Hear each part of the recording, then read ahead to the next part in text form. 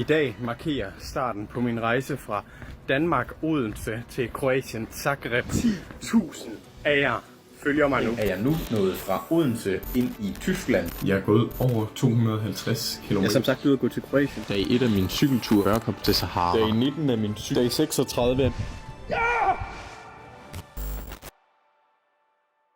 Jeg er Oliver Vam, jeg er 19 år gammel, så jeg er født og opvokset her i Odense. Men de fleste kender mig nok fra sociale medier, hvor jeg kalder mig selv for Broliver, og jeg har primært dokumenteret, at jeg har vandret en tur fra Danmark til Kroatien. Jeg havde ikke troet, at det her ville ske i dag. Altså hverken min reaktion, eller at jeg ville nå til Kroatien. Og cyklede en tur fra Danmark til Sahara-ørkenen. Jamen, det startede faktisk tilbage i 2020, hvor min søster fik den idé, at hun gerne ville vandre Fyn rundt. Så på dag 1 gik vi op her til Dalby Bugt, hvor vi har et sommerhus. Jamen, vi er ved en larmende trafikeret vej, men vi er også først kommet afsted nu. Det synes jeg var mega fedt, og jeg fik blod på tanden for at lave mit eget ret meget større eventyr. Så efter jeg havde været på gymnasiet og gik ud i 2023 her sidste år, så valgte jeg simpelthen bare at kaste mig ud i et kæmpe langt vandreeventyr, og det endte så med at bringe mig gennem 12 lande, 3.000 km ned til hovedstaden i Kroatien. Og så rejste jeg hjem, og jeg så, at der var rigtig mange, der er interesseret i det her på sociale medier. Så derfor så ville jeg gerne eftergøre kunsten ved igen at lave endnu en lang tur, som så strak sig hele vejen til Sahara-ørkenen, den her gang på cykel.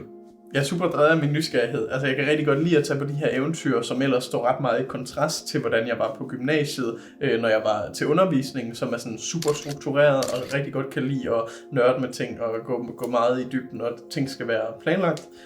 Så de her spontane eventyr og impulsive beslutninger og alt det her, og så samtidig at føle, at man kan besejre sådan en stor del af verden på så kort tid, var med til at drive mig igennem dem. Jeg kan ikke udelukke, at min anden tur, som var en cykeltur til Sahara der, at den ikke også var drevet af, at jeg har fået rigtig mange henvendelser fra folk, der er meget inspireret af min tur, gerne vil lave deres egne ture, og så på en eller anden måde ser mig som et forbillede og en drivkraft til selv at tage ud og opleve verden. Der er jo begrænset kontakt med familie og venner, og også kæreste, når jeg er ude og rejse på de her ture. På min første tur, der var jeg væk i 2,5 måneder, og jeg tror ikke rigtig, jeg facetimede med nogen, så jeg så ikke nogen live ansigt til ansigt, jeg kendte i 2,5 måneder. Men jeg har aldrig været en person, der er særlig ramt af hjemve, så det hjalp mig rigtig meget, at jamen, jeg har det rigtig godt i mit eget selskab. Jeg ser frem til at se folk, men det tager ikke på mig på en negativ og svær måde. Jeg nåede lige at tage sådan en ordentligt kæmpe skud.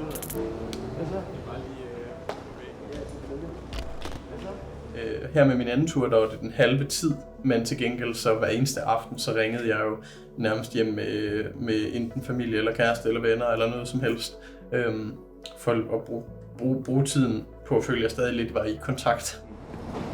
Du er færdig med det ene projekt. Ja. Og det er sådan, det er sygt nok, at man skal overgå. Ja, altså hvordan du skal overgå cyklet til Sahara. Ja, og det svære det er, jeg kan jo ikke fysisk overgå alting jeg gør, så jeg skal bare gøre noget anderledes. Fordi det svære er, hvis jeg gør noget, der er helt en til en sammenligneligt, så kommer folk til at sige, er det vildere eller mindre vildt. Ja. Så jeg skal gøre noget, der er så anderledes, at det ikke er sammenligneligt. Og bare nogle skøre rammer og sådan noget der. Ja, præcis. Ja. Så jeg kan bevæge mig længere på en lettere måde, eller kortere på en sværere måde.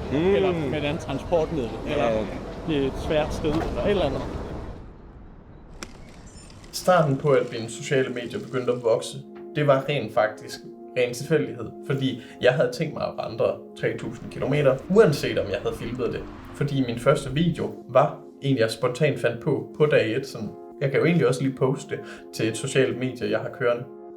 I dag markerer starten på min rejse fra Danmark, Odense til Kroatien, Zagreb, ved hjælp af bare mine fødder og min egen viljestyrke.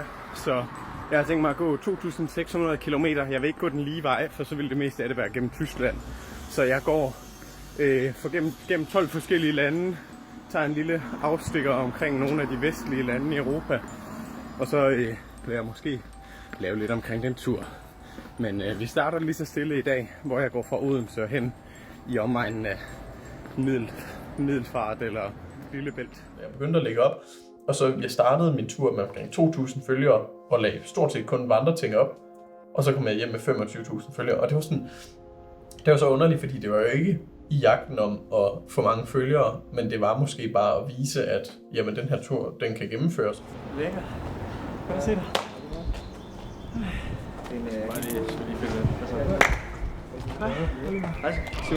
Jeg får kommentarer om, at jeg udlever andres folks drøm.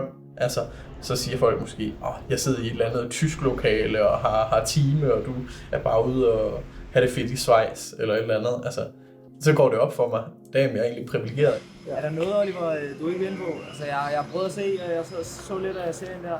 Ellers så ved jeg ikke en skid om det. Nej, det er helt fair. Jamen, der er ikke noget sådan konkret. Jeg vil gerne have, at vi ikke kun taler om gå- og cykeltur, fordi det har jeg fået lov. Jeg får også hate, og det gør man rigtig meget. Og i starten, da jeg kun havde omkring 200-300 følgere, og der begyndte at komme de første kommentarer, der sagde noget jeg ikke lige brød mig om, så var jeg lidt bange for det, og så nogle gange gik jeg ind og slettede dem og sådan noget.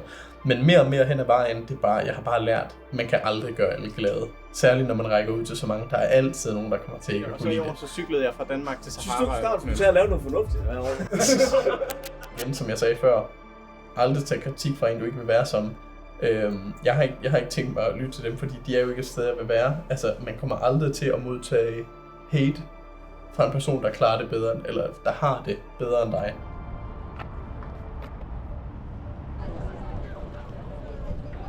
Når man skal fortsætte så lang tid, så handler det ikke om motivation. Jo, man kan godt motivere sig fra dag til dag. Der kan godt være fede ting, der dukker op. Der kan godt være dejligt vejr. Der kan godt være god musik i ørerne, der motiverer en. Men hvis du nu er interesseret i at gøre noget som mig, så vil mit råd nok være til at lave eventyr som mig. Det vil være først og fremmest at være nysgerrig. Lav en hel masse delmål. Man kommer ikke i mål uden at have delmål. Hvis det er en tur til Sahara-ørkenen, jamen lad dit første mål være at gennemføre dag 1. Det næste mål, det er at komme til Tyskland. Det næste mål, det er at komme til Hamburg. Altså sådan, det kan også lige så stille, men det kunne også være, hvis du gerne vil tage en doktorgrad, hvis du gerne vil tage en Ph.D. på universitetet. Når du starter, prøv lige at gennemføre første semester på universitetet først. Du skal ikke tænke langt foran, lige når du starter, fordi det kommer til at demotivere dig, at du ikke ser meget fremskridt i starten, så det skal slet ikke være i dit hoved. Mit næste projekt, jeg er ved at planlægge det nu. Det bliver ikke lige så fysisk krævende. Det bliver noget lettere og noget kortere end mine andre, men det bliver også noget, hvor jeg skal bevæge mig en afstand. Jeg er allerede lige nu i dialog med et vist rejsebyrå omkring muligheden af mit næste projekt, som bliver så meget mere omstændigt at få igennem end alle mine andre. Måske ikke helt lige så fysisk krævende, men meget, meget mere omstændigt at kunne gennemføre. Fordi for mig handler det ikke om, at det næste skal være hårdere. Altså, jeg vil hellere ændre måden, jeg gør det på. For hvis jeg laver en vandretur, og en til vandretur, så sætter folk en klods op og ned af hinanden og begynder at sammenligne. Den her var mere imponerende end den der. Den var længere. Den var varmere. Altså, jeg vil hellere have, at det er noget, der er meget svært at sammenligne, fordi så det er ikke det, folk hæfter sig ved. Så hæfter de sig bare ved, at det er nogle spændende ting. Min næste store projekt kan jeg ikke sige så meget om. Men jeg kan godt love for, at det kun bliver vildere. For det er som sagt eventyrene, jeg lever for. Det er det, jeg opfatter som absolut frihed. Og jeg tror ikke, jeg ville kunne bytte det for noget som helst andet. Mit næste store projekt, det bliver...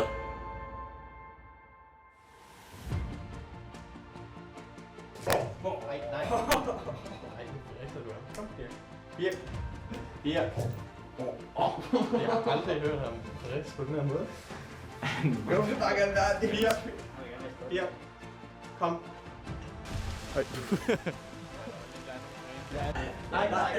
Nej. Birk.